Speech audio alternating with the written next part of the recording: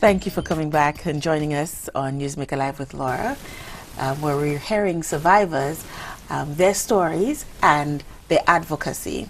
When we left off, we were talking about their journey from having come out and where they are at right now. And now we will be talking a little bit more about their organization, ProSafe, and how they're actually helping others to live their truth. This is also your opportunity to join in the conversation. The number should be on your screen, and feel free to give us a call and share your experiences or to ask questions that may help you help others. So, ProSafe, tell us about that. Like we said, the name stands for Positive Reactions Over Secrets and Fears. It's exactly, I don't think we need to break it down any further. That's literally what it is. Yeah. We do want a positive reaction. We want you to come over the hill, basically. We know the healing journey is tough, and we know that you want it to be done. We know that you feel that if you come and you sit and you talk to us, one session you'll be able to walk away and feel better. That's generally not the case. We want everybody who comes to us to understand that it's a process. It takes time. We want people to understand that if somebody confides in you, that you don't victim blame, because it's a large part of society, that you don't turn around and say, well, you were wearing a skirt, weren't you? Or, well, you were drunk, weren't you? Or he took you to dinner. Or we have a video with regard to that same thing that you're talking about.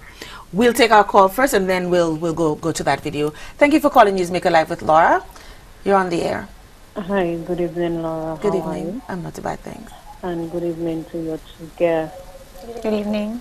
I would like to congratulate the two ladies for coming out with their story. Because I believe there are a number of women, not just in St. Lucia, but throughout, who have been raped at some point in their life, and they were not able to say anything. And that goes to me also, where at the time I didn't know it was rape, but I knew something was wrong. And it started when I was 10. And what I remembered is that most times on evening, about 6 o'clock, we would go out, play hide and seek with the neighbor. And most times I would tell my mother, I don't want to go. And she would say, Tut mun ka ale ale. And at that point, I couldn't tell her what was happening because I don't think they will believe me. So it kept happening and happening and happening. And one day it ended up happening with his stepfather. And it read, up to a day like today, it's over 20-something years. Almost 30 years, I would say, and I could still take the smell, the breath, because he smokes tobacco, I could still smell it. Mm-hmm. And the day I came out with my story was when I found out that I had cervical cancer, and that was the last straw. And then I remember telling my doctor, listen, I only have one child, I would like to have another one, but the cancer was moving rapidly. Within a month, it went from CIN1 to CIN2, and he kept saying, you need to do this surgery because it kept spreading. So I had no choice but to have a hysterectomy, and I'm left with one child. So what I can tell people is that it took me a while before I was able to release these people. And what I did, I built a wall. And that was what allowed me to move on in life. That wall, nobody couldn't break it in order for me to move on. And every time I see these people, there was so much hatred. There was so much anger. And I believe that contributed to my cancer also, because I kept holding this baggage inside of me until I am a born again right now. And what I do every day, I release these things from my system. Whatever baggage that I do not want to carry, in fact, I don't want to carry no baggage, period, I give it to God. I lay it at the foot of the cross and I say, God, I don't want it. I forgive every single person. And it's funny that only about 2 weeks ago, I saw the man in town. And normally I would go take another street whenever I see him, but I was able to bypass him, walk. He looks at me, I look at him, and there was no anger left inside of me. So I want to thank God for where He has taken me, right? It took me a lot. There's a lot that I have lost. I mean, no more kids. You understand? So, I mean, it's what I really want to employ you for what y'all are doing, coming out this way. And it is sad that other women cannot see what y'all are doing is to help. Even men are being raped too, you know. It's to help everybody. So for them to try and put you down and tell you all these things, it is sad. It is sad, and I think the Bible tells you, my people will die because of lack of knowledge. And this is what's happening to us. But young ladies, congratulations. Keep up the good work. I heard one of y'all said that you still feel angry when you see your brother, I believe. You do not want to go to certain functions. Give it to God. Release it. Release him. Release people who have hurt you. And it will be amazing to see how you will go from this. Good evening, ladies. Thank you so much for your call. Thank you. And that's what we're trying to get more people to actually share their stories. But it's interesting that her last comments to you, and it was one of the things that we were trying to come across, the language. Yes. You know, that's her truth, and that's what worked for her. And apparently it's worked really well for her. But you haven't gotten to that point. Maybe you will never get to that point. We have another call in line. Thank you for calling. Hi, Laura. Hi. Man, I'm a little tongue-tied. This is Rick. I almost didn't recognize your voice, and that is tough. Yeah, that is something, isn't it? It is something, isn't it? Wow, you must forgive me. I mean, I really am tongue-tied.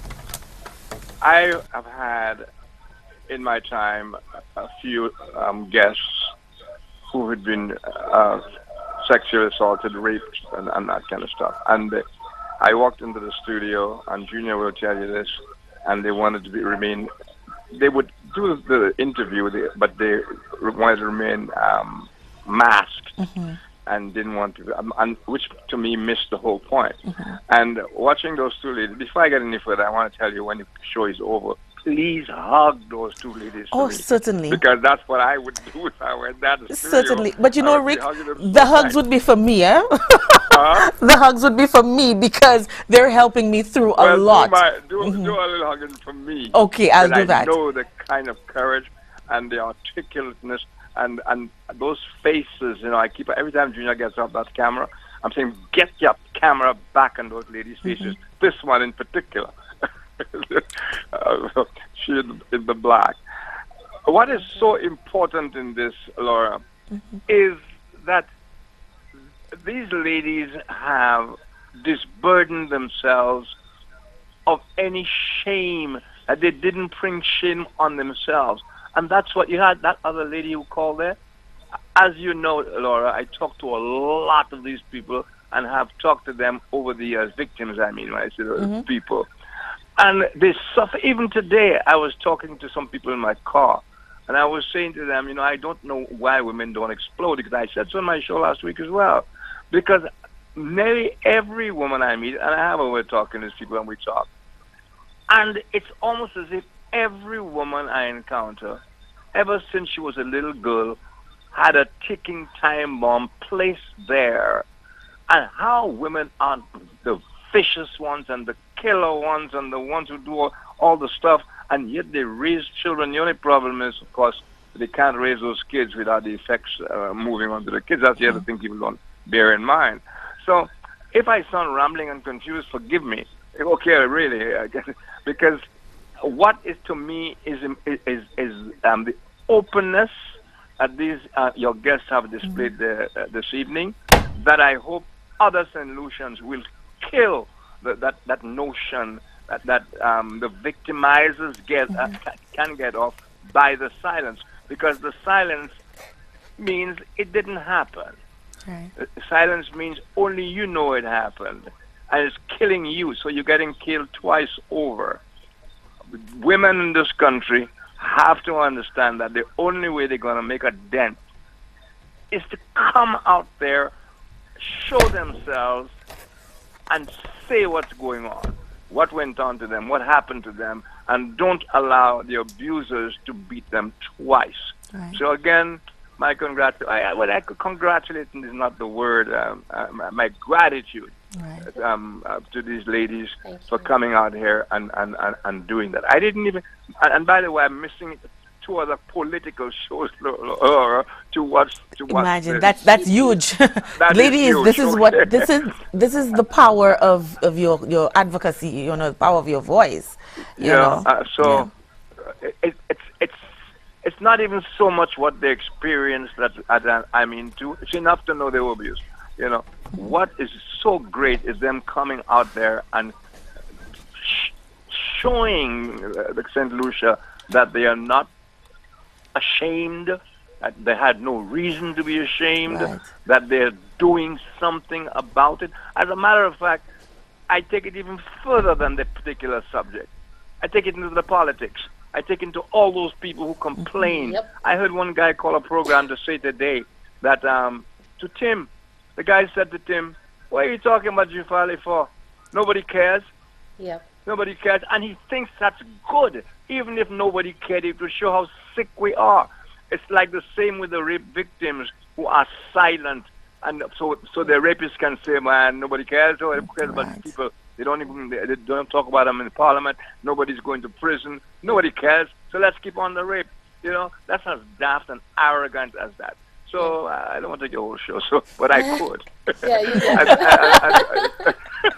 I want to thank both ladies again for the courage that's shown this evening. Thank you very much. Thank you, Ray. Thank you very much.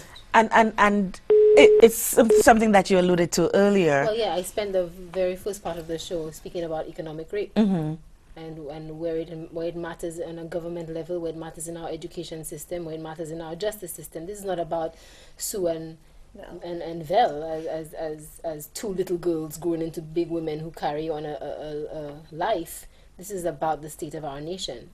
This is about the way people don't feel empowered to do little things that they have, what some people will consider little things. I mean, the average person takes their child into a government building and try to get some information, some documents, and the way that the clerk will treat them shows that the clerk is not empowered. They have no understanding, they don't really care, they don't really know. It's always a fair, come today, come tomorrow. This is your right, it doesn't matter. Not too sure if we have the information, come back next week. I don't care if you're going to die. I don't care if your mom's not alive. I mean, we just so laissez-faire about every single thing. We just don't care. What is that doing to the child when that child sees that their mom or dad feels so disempowered and helpless? Well, they grew up thinking that, you know, But why should I care? Well, adults protect You know? adults are afraid of adults. Yes. Adults don't speak. Or the teacher is more educated than the parent, so that even the teacher is abusing the child in one way or another at school. Figure. Yeah, the authority figure. And then we wonder where the children get so angry and violent against the authority figures. For I spoke about all that at the march. Yes. We have another call. Thank you for calling Newsmaker Live with Laura. You're on the air. Hi, Laura. How are you? I'm not too bad, thanks. How are you? I'm good. A while ago, you were questioning lady in the blonde hair, Mm-hmm. and I saw her discomfort, Mm-hmm. and I remembered myself Right. years ago talking about, let's see, maybe about 40 or 34 years ago, talking to people that needed to help me, a 19-year-old girl,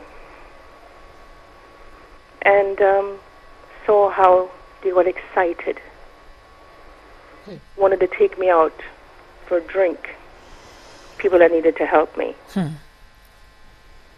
I think you know who's talking right now. Yes. Yes, you do. Yes, I do. I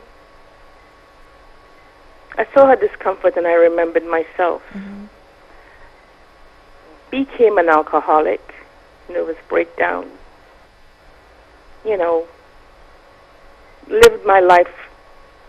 I had two men who taught me to appreciate a man's body because I was scared shitless of even having... I never kissed a man. I never had sex before I was raped. Yes. I never had any sexual experience between the first and second sexual experience was rape. At the age of 19 and still a virgin, and then the age of 21. Still in effect a virgin when you think about it. Back then, you lived a very sheltered life. You didn't say nothing to no one. Only after the second rape, I ended up in the hospital. Undercover. Doctor said, I knew something was wrong with you. Had you told me about the first rape, we would have probably been able to prevent the second one. But back then you said nothing. Two men taught me two of my friends, male friends, taught me to appreciate a man's body, not to be afraid. I told them what happened, and I told them I wanted to learn. I didn't want to be afraid. They taught me. Could have turned the other way, become a lesbian or something. Didn't. But I became promiscuous. There wasn't a man alive that I did not want. You touch me, it's because you loved me. I associated the act of sex with love because I didn't want anyone to hurt me again. So you touched me, you showed an interest, it was because you loved me. I have had more lovers than I have toes and fingers and you, 2 or 3 of you all put together. Do I have regrets? No. I have been able to help a lot of people in my situation. About 10 years ago, 10, 12 years ago, there was this increase in crime and rape and battering of women and crime on the whole. I sat down with Junior and I said, we need to do something. So we came up with, Juliana Prosper helped us with the battered woman syndrome. Dr. Stephen King helped us with crime. We had this man that wife got shot in the car. He came out with that one, and then the young boy that got shot in the mouth, random. Yes, I remember that. Act of violence. And then Junior said, well, we can do all of this and not do rape. So I said, well, who do we get for rape? He said, but what about you? I said, I can't do that. He said, well, there was this young lady that got raped a couple of months before. Why don't we ask her? And I said to him, how could I do that? How could I ask somebody to do what you were not what I to cannot do? I said, no, I need to do it. It took a team of people a day or more to get me through it. And we did it. When it came time to put it out, that was another story. But you know something? It took me 2 days to finally release. Junior said, well, let's release all the others and hold yours back. And I said, no, can't do that. How could I put other people's pain out there if I can't put mine out there? I said, they will all go out together. I left. I said, you do what you have to do, and I don't want to know. And I left. But you know something? When I finally saw it on TV, the way everybody else saw it, it liberated me. I never had a drink again since that time. Never was tempted to taste alcohol.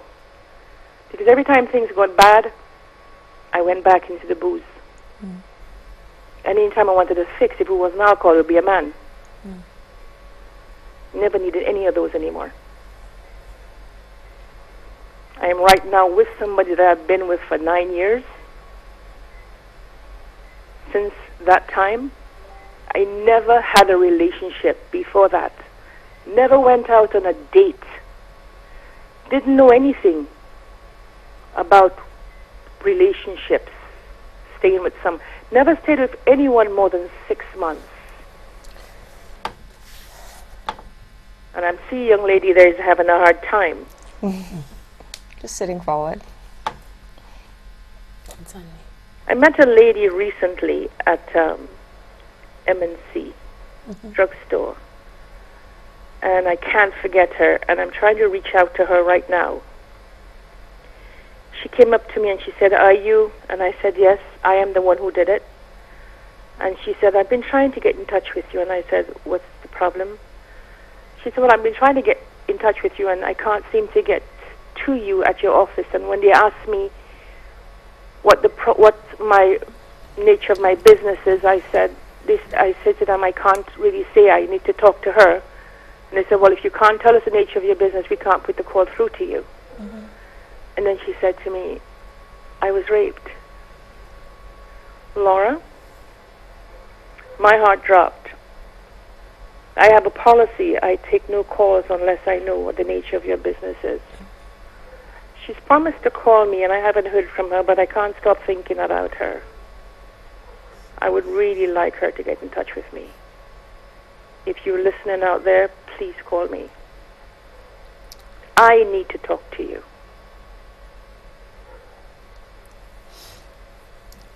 That's it to me, Laura. Thank you so much. Every time I hear your story, I think that you're so brave. And you know, Zyla said something last week. She says, why does any woman have to be brave? And I'm always reminded of that. Why do we have to be put in a position where we have to be brave? Why can't we just be? There's something else I need to say. We are coming out with the second part of the different, PSAs. We are coming out with it. It's very difficult to script them. But there's one thing I need to say. People say it's how you dress and how you look. The first time I was raped, I was 145 pounds. I thought, well, let me be ugly so that, they won't touch me anymore. I ballooned up to 400 pounds. And I was raped. Again, people say, there's this word, wajma. No wajma can take away the pain of me cutting myself or me drugging myself. No wajma can take that away.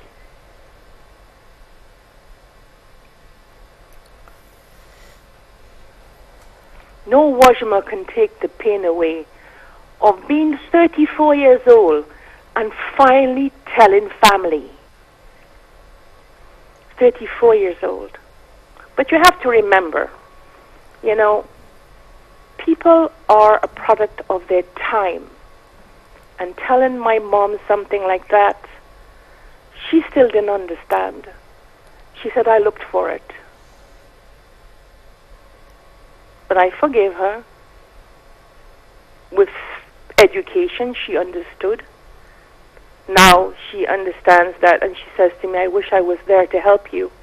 I wish you could have said something to me. And I said to her, back then, you would never have understood. I'm 52 now. But I'm over it.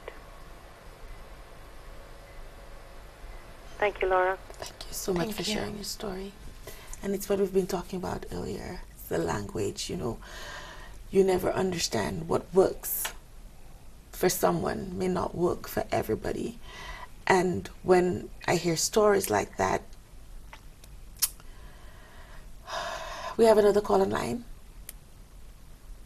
Hello? Hello, good evening. Good evening. Thank you for calling. This is Juliana Prosper. Hi, Juliana. To my friend who just spoke, I need to say that, doing the ads, doing the program to show what women go through, not being raped or not being physically abused in the manner that I showed, but you live through the story. When I'm an actress, and when you have to perform, you have to put yourself in that individual's shoes. And it took a lot to do that, because you physically feel the hurt, you feel the abuse, you feel the lashes, you feel the torture, the torment that a woman goes through. And it is not, I think every woman alive should feel that pain, because as it says, it could be your sister, your mother, your own daughter who is going through that. And I get emotional because I feel lost as what else can I do? What else can I do to show support? What else can I do? I'm not talking about other individuals, because we each have to take it on a personal level. What can I do as a woman to assist, to make men understand, especially as a mother who has a male child? What can I do to stand out, to show that it is not okay? It doesn't matter what the woman looks like, what she has on, what she has said, what she has done, what movement she gives, what color lipstick she has, what her hair looks like, how short the dress. It just does not matter. We were all created in the image of God. And when God created us, this is not what He meant it to be. We have lacked respect. We no longer respect each other as human beings. Life is no longer of any relevance. And this is why we as women, and don't take the men away from it, because there are men who are going through it as well. But we go through it more and we feel it more, because we are actually the ones who are being tormented by the men who do not know what to do and how to reach out, because our men have issues. And we have to recognize that as human beings, that we cannot keep doing this to our women. I am a woman and I cannot take myself out of it because I was not raped. I am being raped every time a woman is being raped, and this is what we have to realize as women. Every time a woman, a young girl is raped, I am being raped as well, because I am that woman. I am that grown up now. So we need to recognize when it's done to one, it is done to all of us. And those of us who say never, we must never say never in society, because we do not know when it's coming and how it's coming. So we need to stand up for each other and not take ourselves out of the picture. We are all part of it.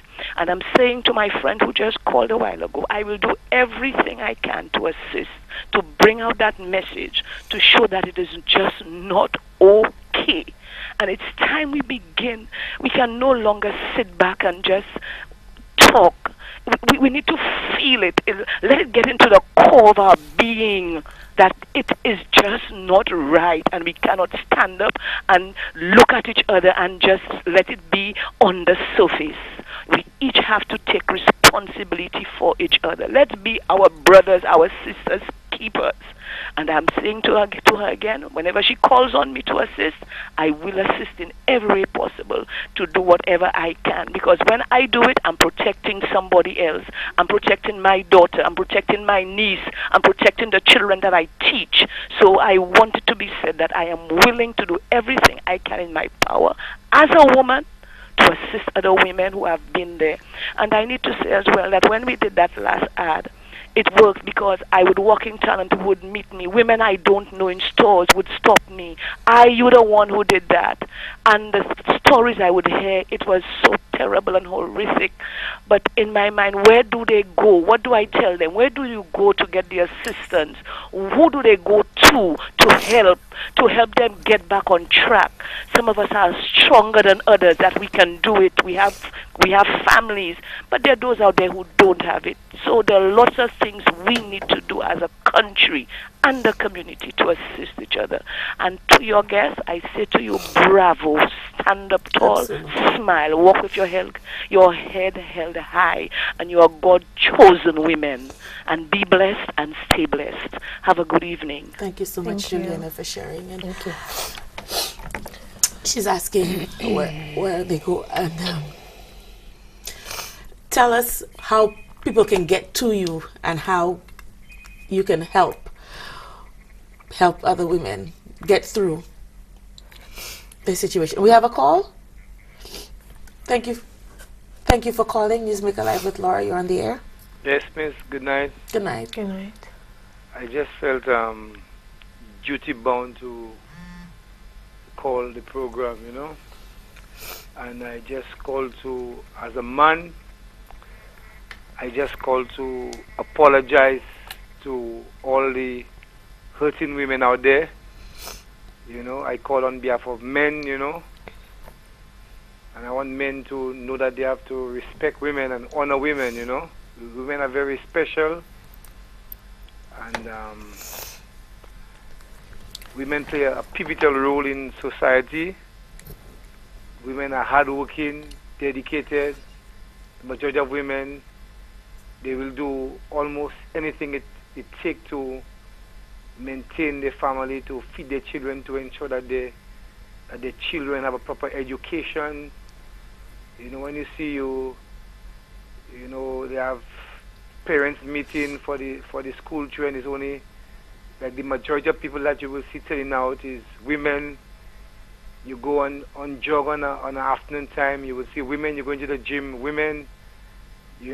So I just want to say that I'm sorry, on behalf of men that have caused you all pain and distress, and I'm making a plea to men that they mustn't abuse women and they mustn't see women as no soft targets, And I'm calling upon you all that you all should not give up, you all should not bury your heads in the sand, but you all also have to support one another and encourage one another, because Absolutely. At times women are women enemy.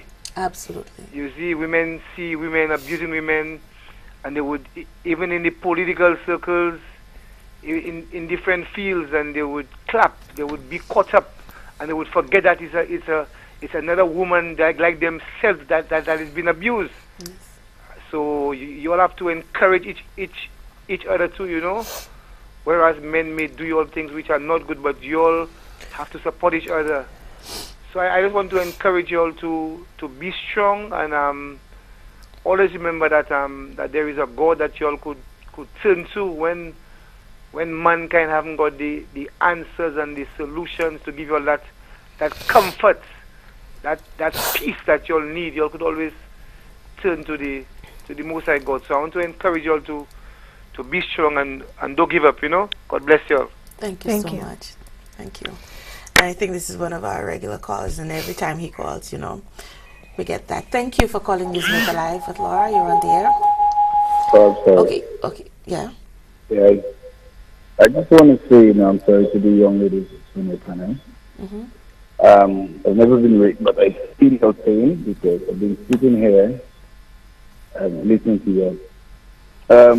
I used to be in the fashion industry. You used to be, sorry, fashion. Oh, fashion industry? Yeah. Mm-hmm. So I model all my life. I've met a lot of young ladies. And they're like, why you behave that way?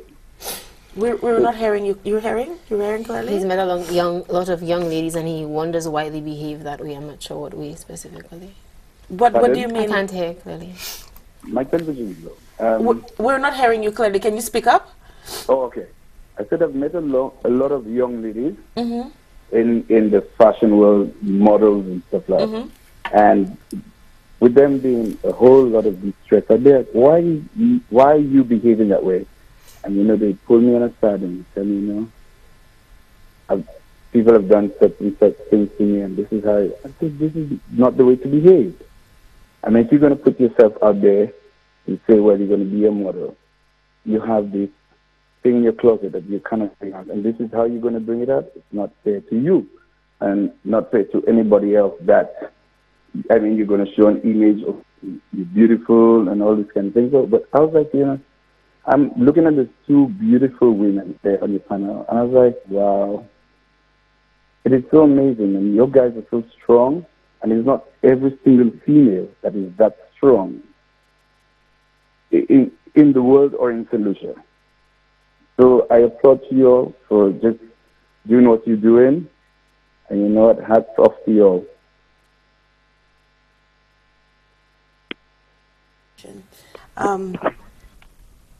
That is why last week it was very, I didn't get everything he said, but I kind of, last week it was very important for me, and I was a bit disappointed with the turnout at the march, because this is what we want we wanted people to understand, to bring out, you know, it's not just about the women. It's like you said, it's holistic, it's a balance, you know, the family unit.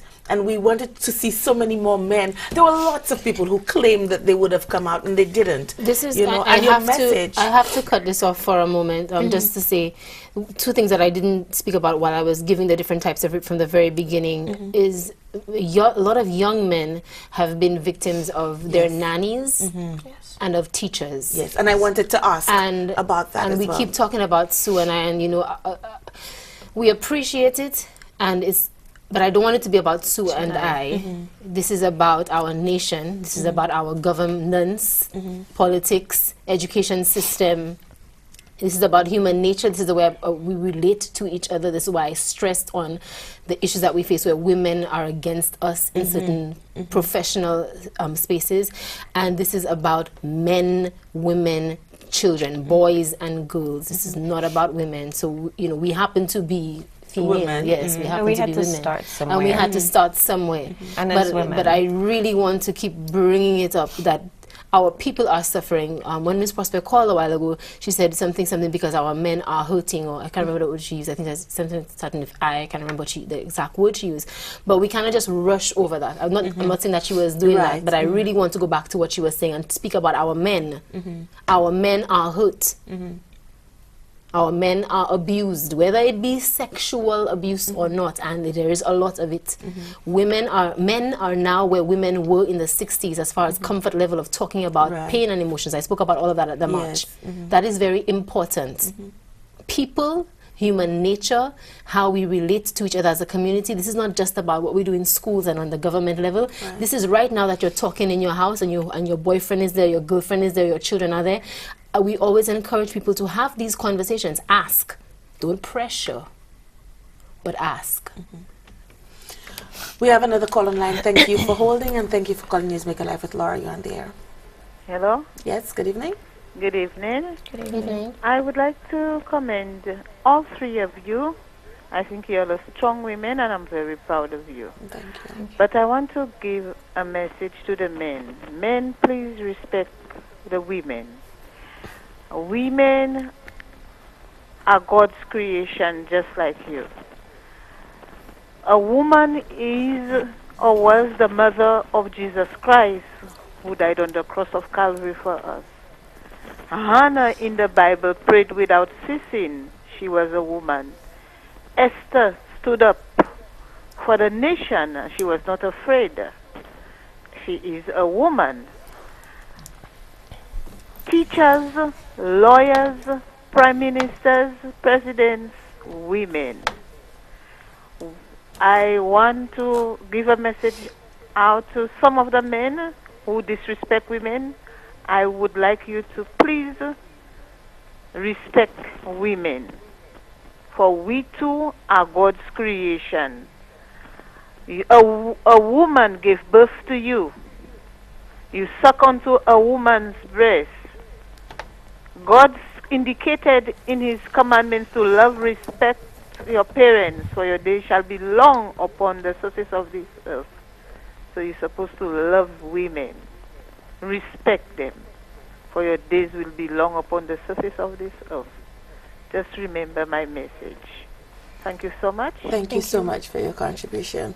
And you know, while she was speaking, I wanted to, and yeah, comes back to what she was saying. Yes, and but I wanted to stress the fact that at the heart of it all, we, the women, we're doing ourselves a disservice by the way we raise our boys not to have a care and not to have a responsibility. I don't know about you guys, but when I grew up, culture, though. yes, the boys, you go ahead and do whatever, and the girls had to stay home and be submissive and do whatever and not speak out and boys not are be. told that they have a right to a lot of things. Yes. I mean, we've done this talk. We do a sexual violence talk at the schools, and we've done it in more than one school, and without fail, the girls victim blame. And so the reason that you got raped is because you lied, you went, your shorts were too short, you know, the list of myths that we've used to justify rape. And the boys, without fail, without realizing whether, well, I'm not sure whether they realize or not, they always say that I will take my peace, no matter. We had one school where a boy said, "Miss, if a young girl kisses another boy and she's pretty, I am going to do whatever I have to get my peace." And this was, these were young boys. This was from 1 to 5. And this is what came out of his mouth. Then we did it somewhere else, and the boy said, "Well, miss, if she dances with me all night and I ask her for sex and she says no," We know that's not how this goes. There's no asking for sex. There is a, you spent the night with me, we danced, I bought you dinner, I am now entitled, and you have no right to say no. Right. Now, we can talk about the boy doing it, but it can also happen to men. Yes. And while I understand what the caller was saying, we are women, and she's speaking from a woman's perspective. As Vel just said, we can't cut men out the equation. We can't make them the sole perpetrators in rape. Because men get raped. They get raped by men and they get raped by women. And it's even harder for them to talk about, because right off the bat, your sexuality, your manhood is questioned. If you got raped by a man, then you must have wanted it, because how you would let him do that and you didn't fight back. And if you got raped by a woman, then what kind of man are you to say that a woman raped you? You didn't like it? Well, you must be gay. Yes. And so it continues. It's difficult for men, and we had to start somewhere. We have not cut men out the equation. We have not neglected them. But what we're undertaking is vast, and we're undertaking it in a place where we have had little to no support. And there have been people that have supported us, but the support has not been great. And so you find that at times it feels like you're fighting a losing battle, because you try to reach out to the Ministry of Education, Social Transformation, Legal Affairs, you name it, every ministry that you can think of, to look at ways to address sexual violence, and nobody takes you on. And then we have a stint of rapes, and then everybody's up in arms. And that's going to continue for a couple of months, and then it's going to die down, and we're going to be right back where we started. Because as much as we do, and the other non-profits and agencies do, if it's not fully taken, thought of as a serious problem, nothing's going to change. We have another call. Before we'll come back to you. Go ahead, yeah. Thank you for calling, and thank you for holding. You're on the air. Good evening. Good evening. That is a wonderful topic. I think it is a very serious situation that we're facing in this country. and we must continue knocking on the heads of all persons. And I say knock on the heads, is it to get persons? We're not going violent, but we understand. Right. Even from the lawmakers must let persons know that they're serious about these situations that are happening. For instance, rape, murder. Rape should be classed in the same category as murder and those other serious offenses. Rape is a serious offense because it works on the mind of, it changes the individual for the rest of her life or the rest of his life. It kills the individual. Okay, it messes up their relationship. It messes up their being as persons and everything else. And we must send a strong message. If there is bail for rape, show a message that you're serious about it by stopping bail for rape. No bail for rape. You rape, it's up to you if they rape you inside of there, but you will be there until your case is ended. That thing about we have pity for criminals and everybody giving them. Look, the young lady was stabbed there. She was held by two guys. Stabbed her 30-something times. I can't understand how he was given bail. Okay, we're not serious. And then the people who don't understand, they make them believe that it is the police that grant them on bail, or they make him believe it's the police. The police not doing their work. It's not the police. He was brought to court. He was arrested. The young lady gave a story. What if she was dead and couldn't give a story? Who would they have arrested? We're not serious. These things, when they happen, they eat the policemen. Lots of people, even some of the activists, come and they blame the police over everything.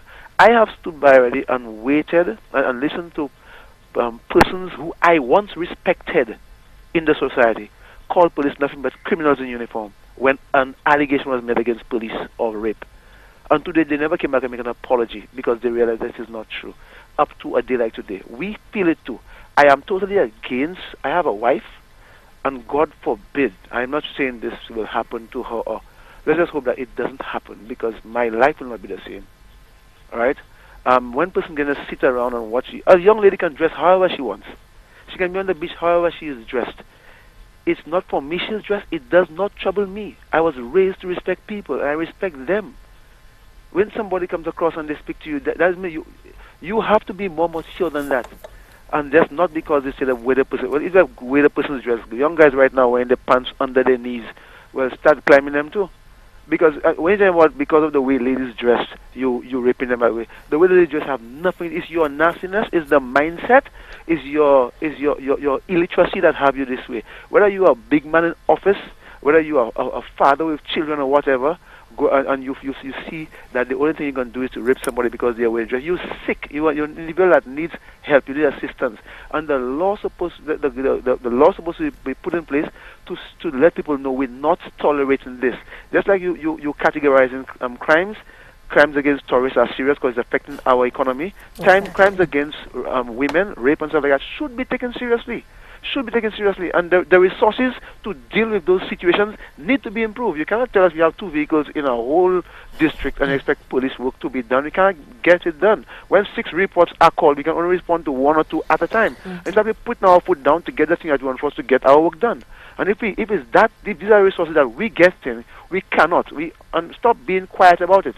We, the police, must talk and say, hey, look, we need equipment to do what we're supposed to be doing. We're taking blame for everything that happens in the country. We're not getting anything to do what we're supposed to be doing.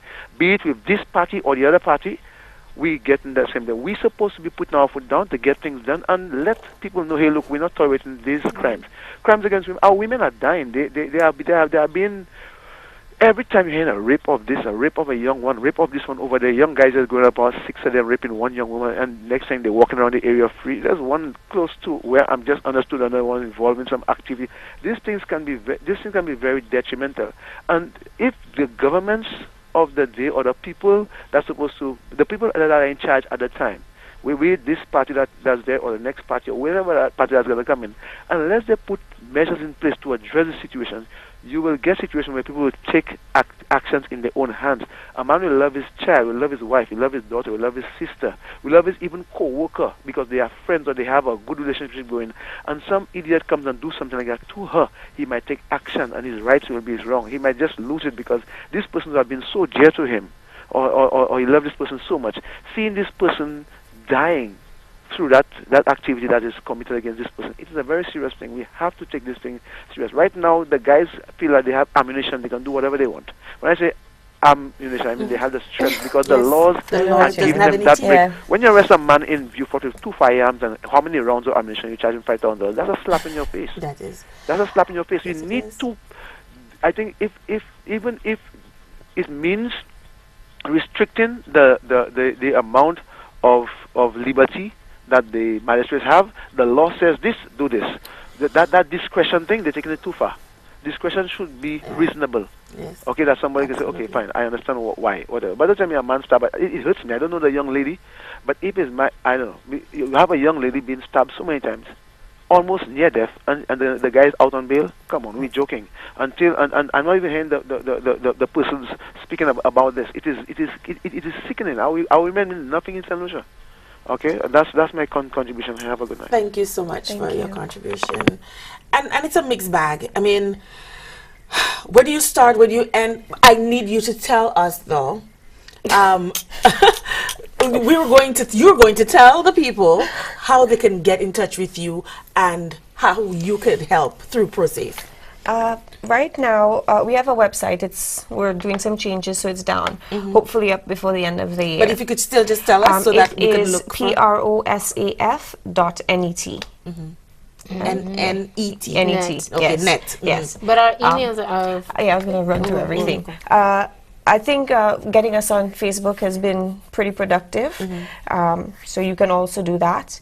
It is ProSafe _ I think it's Surviving Sexual Abuse in the Caribbean. But if you look up PROSAF on Facebook, it'll pop up. Yes. Our email addresses are, well, mine, Vel will give hers, is SSAITCO.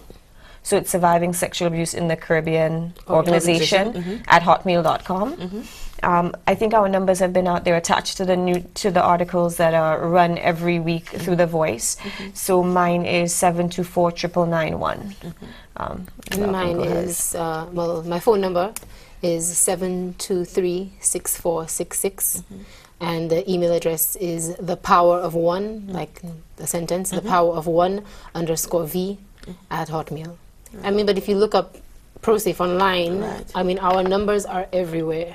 And they're in people the are calling newspaper. us. People get us all the time. So. We have another call online. Thank you for calling Newsmaker Live with Laura. You on the air? Good night, ladies. Excellent job you all are doing. Good night. I listened to early on to your last caller, and he did come up with some excellent. Can you speak up? I can hardly hear you. I was saying I listened early on to your last caller, Uh-huh. and he did make some excellent point. And when I looked at it, the discipline now we have is totally archaic. It's going out of hand, because when you look at it, before I raised up as a young man with a young lady bathing in the river, just a panty on, and you could not dare tell that young lady anything or even touch that young lady, you would have get it for the rest of your life. Yeah. So when you look at it now, the discipline now is the young people that we have now. It looks like the parents not focusing on them. They're more focusing on the young girls and not the young boys. I think we need to focus on our young men. We need to educate them. We need to show them that they got to have respect for one another, have respect for ladies or even their peers or whatever it is. And if people can show respect for one another, you will see a drastic change the way men behaving towards women. I mean, you have a mother. Would you like to hear somebody rape your mother or your sister or your auntie?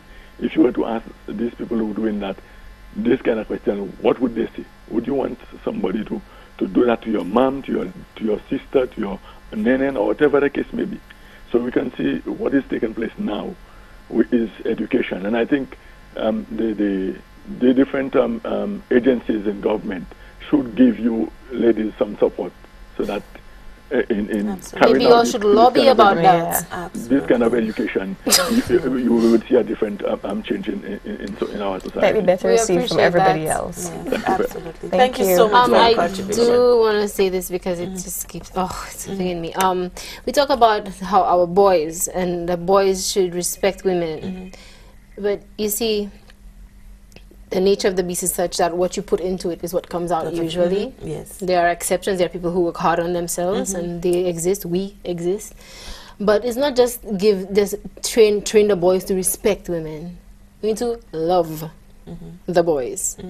We need to nurture and care for our boys, not work them like a horse to protect this tourism product that we have and protect the economy from the for the tourists getting hurt. So but what about the human resource of the land? Right, and from what I'm getting from what you're saying is the reason for doing what we have to do is all skewed. We're doing it because we want an end result. We want to, look portray good to the world that we're a peace-loving nation and we're safe. It's really making me angry. This is where I start getting angry, and we start talking about our boys in this way.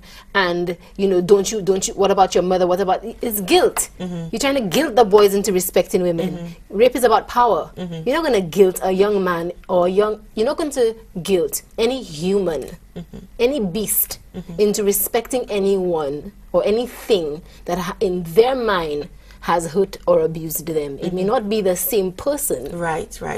Okay? Yes. But it's where it's going around, it's coming around. It's going around, it's coming around. We can't act like we don't know. Right. Because I also heard one of the things that I in doing what I do, that there was a young boy who had raped someone, and then he said to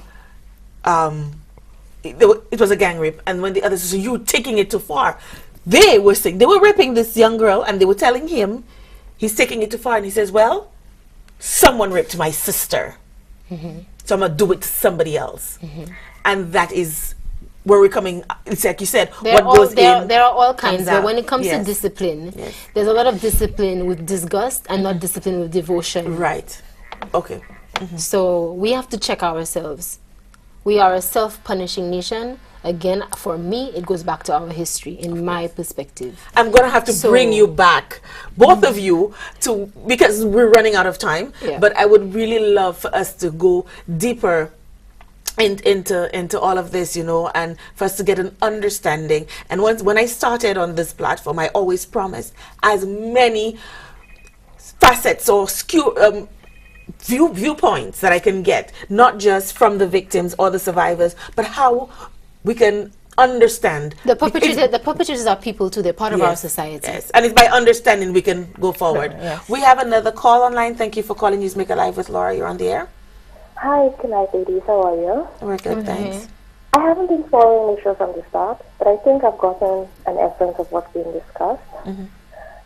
This might sound like a different approach to the situation at hand, but perhaps we can discuss preventative methods. Let's say self-defense, because the reality is that we could rally as much as we want, we could raise our voices as much as we like, but some people are conditioned, some people are just sick, and we need to now think of ways that we could educate our women as to how, if they do arrive at a situation where they're being, their privacy, their personal space is being violated in any way. Because rape can not only happen in the form of you walking down a dark alley, or it can happen in a way that you're being drug raped. So you could be in a public setting with someone you trust, and later on you're being drugged, you're taken back to some secluded area and being raped. So perhaps we could teach our women in the moment what to do. Because again, you practice self-defense. Let's say you're being raped and you happen to, defend yourself, and the law may say if you attack the person from the back, that it may not be considered self-defense, it may be considered homicide. So to teach our ladies in the moment, because I know in the moment you may be experiencing fear, what to do to help protect yourself, to help defend yourself, actions that we could take, just to prepare ourselves mentally. You understand? For situations. I don't know if you're getting what I'm saying. I'm seeing the faces you can look at. Tell me if I'm wrong. Are you asking for ways that women can do, or things that they can do to not be raped, or are you asking of what they should do while they're being raped? In the event that a woman faces that situation, ways that they can defend themselves, like we were talking about introducing. Oh, while they're being attacked. when they're being attacked in the moment. Okay, so they're in the moment they're being attacked. What can? Okay, for a minute, Okay. there, I thought you were asking how could women prevent themselves from being raped? Well, to protect themselves, to defend themselves.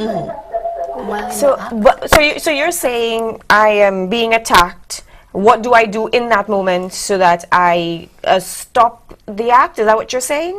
That information to, so if somebody calls and they're asking, what can you do in the event that, so I could be better equipped to, protect myself in the event. Instead of being a victim, be a victor, end up being a victor out of the whole situation. Okay, I don't know about you guys, but I am thoroughly confused. We're not hearing her very clearly, No, and what I'm understanding, you need to turn down the volume of your television. Maybe that's what is affecting the quality. Okay, so we lost the caller. If everybody's as confused as we are, maybe we should clear up in terms of what we think she's asking. Right. So there's nothing that anybody can do to prevent themselves from being raped. I don't think any of us walk around saying rape me. So it is on somebody else to know not to push that boundary, to know that it is a violation. So there's nothing that I can tell any woman. I can't tell you, and I think it's unfair for me to tell you don't walk down don't walk down the road. How do we get to and from work? We live in, look at where we live. Our homes are being invaded. Right? We're not walking the streets. Our homes are being invaded. No, but she mentioned it. But also, what happens to the person that's raped in the house? So there's nothing that you can do, and I mean by a family member or somebody that's a trusted friend. Or there's a nothing child. that you can do to stop that from happening that I can think of. And in the moment, I can't tell you what you can do. I think it will depend on a case by case. You may decide that your abuser looks like he's unsure of what he's about to do if you're being attacked in that moment, and you may decide, well, I might be able to do something to get out of it. Maybe I can talk him out of it because he looks unsure. I don't think there's anything that anybody can say right now. I think it really does depend on what happens in the moment when that is happening. You're the best judge. And if it ends up that there's nothing that you can do, then you did what you had to do to survive in that moment anyway. We have another call. This is our final call. Thank you for calling and thank you for holding on. You're on the air. Hi, how are you, ladies? We're good, thanks. Oh, I don't see you all are doing too well, but I'm watching you all and I'm listening and I'm pain. I have so much pain inside. Not only for myself, but for many young ladies. But there's something I feel that was being missing in the program, the children. Because we started with the children, huh? Yes, I do understand, but I'm going to use a little, just something that happened to talk about myself and maybe the pain too. And people don't really understand when they see you in the street. So many things you have to go through in your lifetime. I was at my mom's house, raised in a way that my mom tried so hard to raise us. And I try my best to keep myself to myself. And up to last week, I was counting for my mom because, like the ladies are saying right there, we could not have spoken to our parents at the time because we would be kicked out and knocked out and all these kind of things.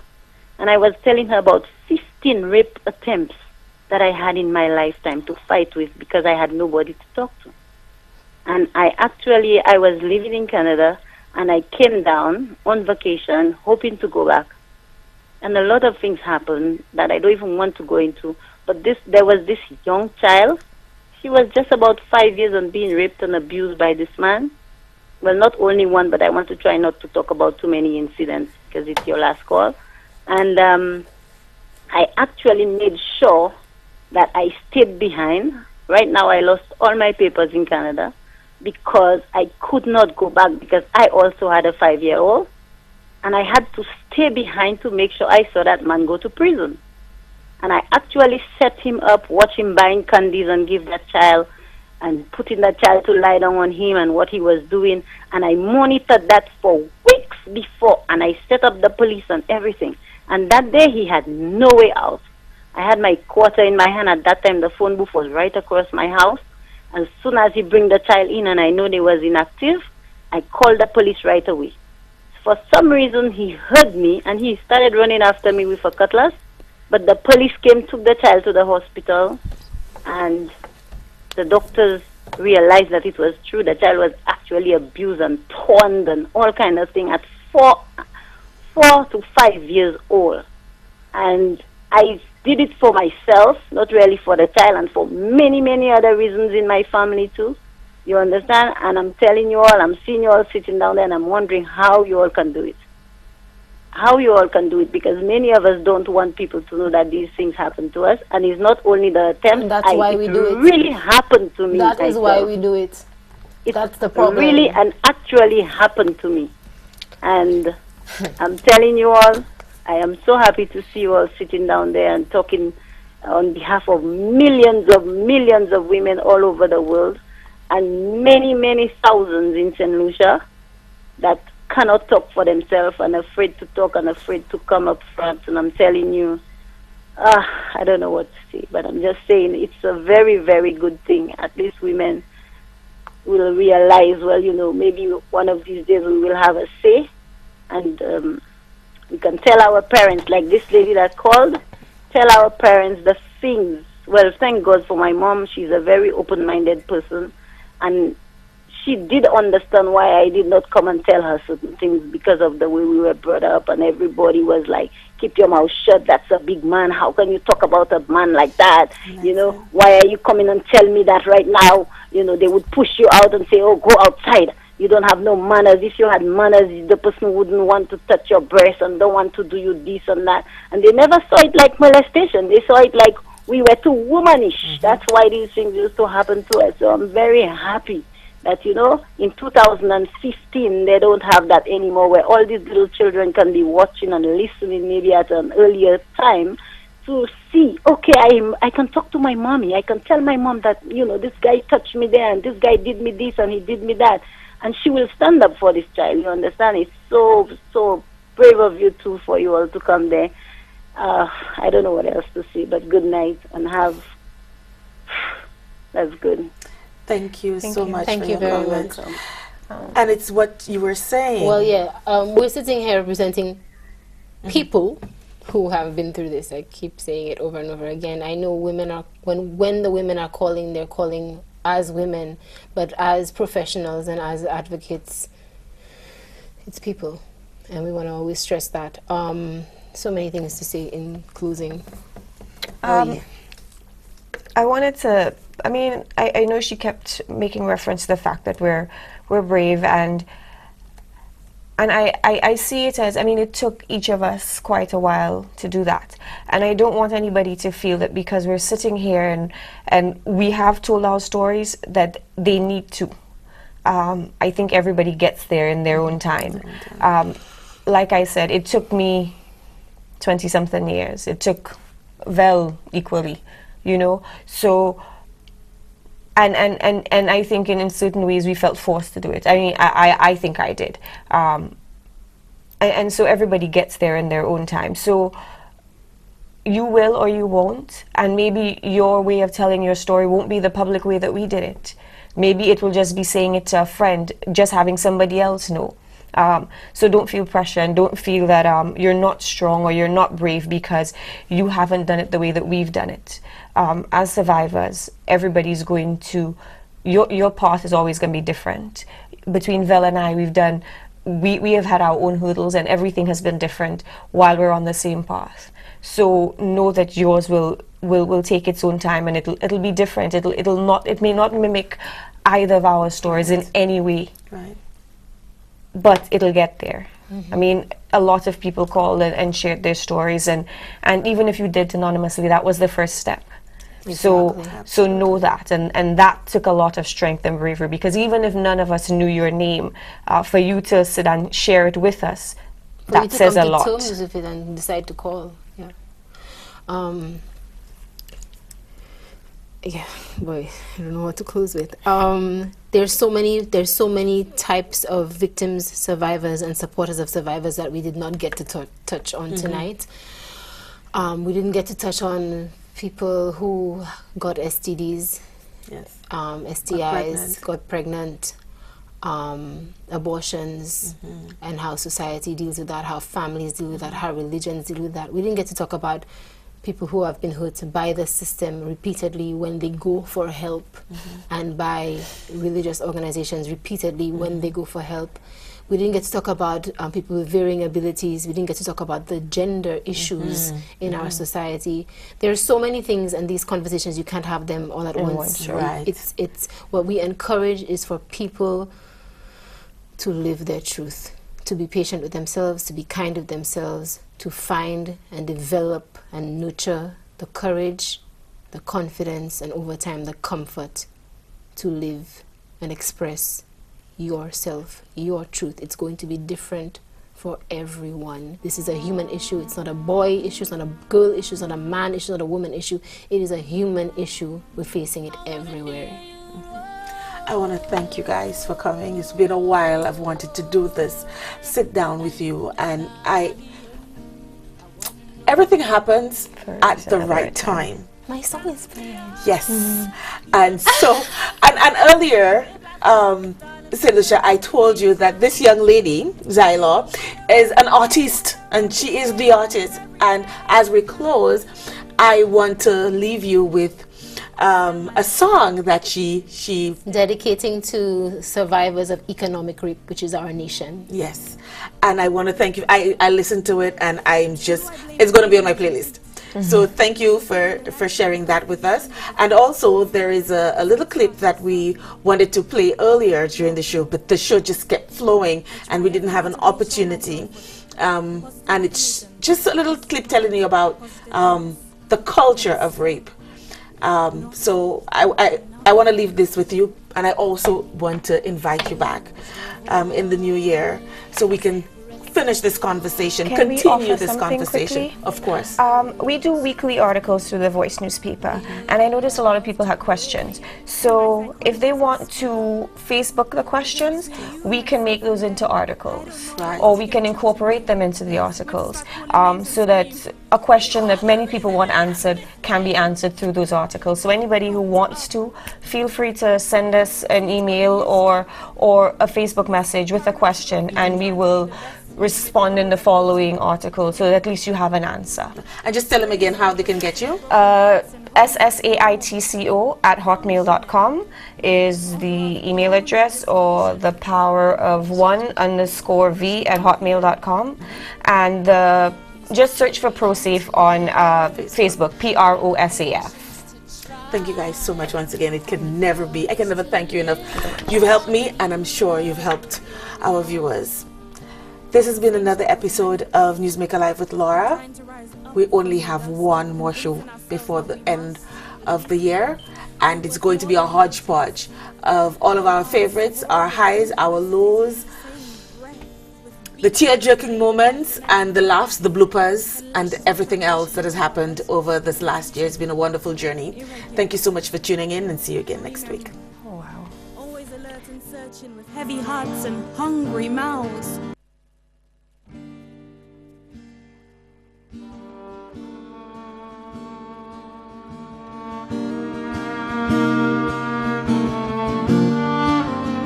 I wanna hear you roar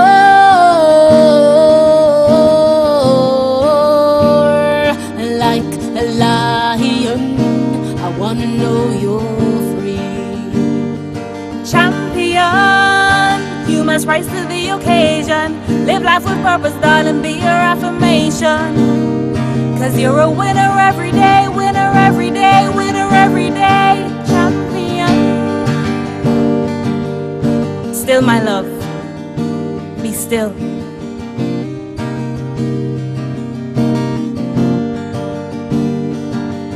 But who do I blame for feeling incomplete?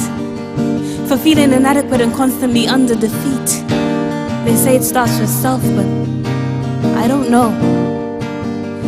I try every day to reassure myself with positive affirmations, a positive heart, positive thoughts, but it's still not enough.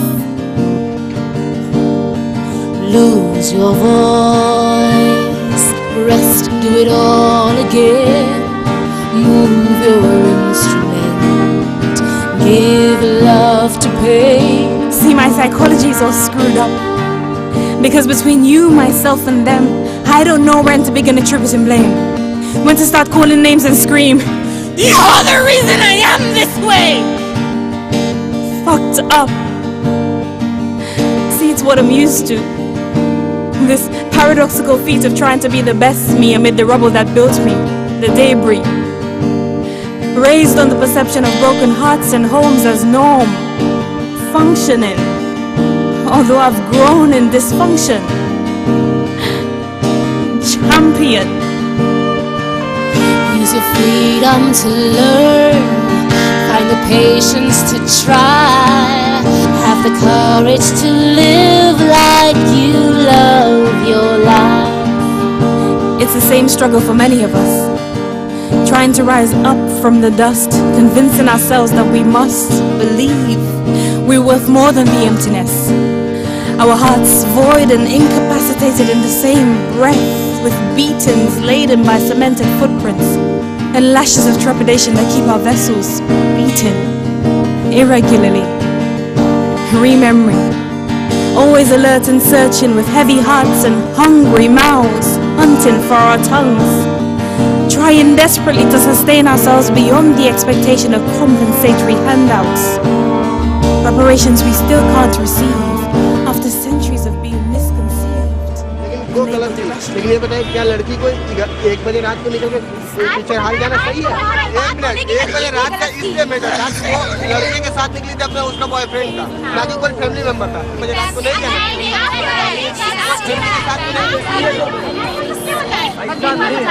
लड़के अंदर भी तो होता है, जिसमें कुछ होता ना हो ना, जैसे इस बारे में किसी कुछ पता भी नहीं लगता, बैग नहीं कनेक्शन से निकलते हैं, पहले पूरी जानकारी से बच्चे के साथ होता है तो उसकी क्या गलती है? ऐसे बोल दे रहे हैं। चलिए लड़े तो खुद शरीफ हो, अगर लड़की से जा रही तो मत देखो। क्या तुम्हारा फर्ज ये बनता है कि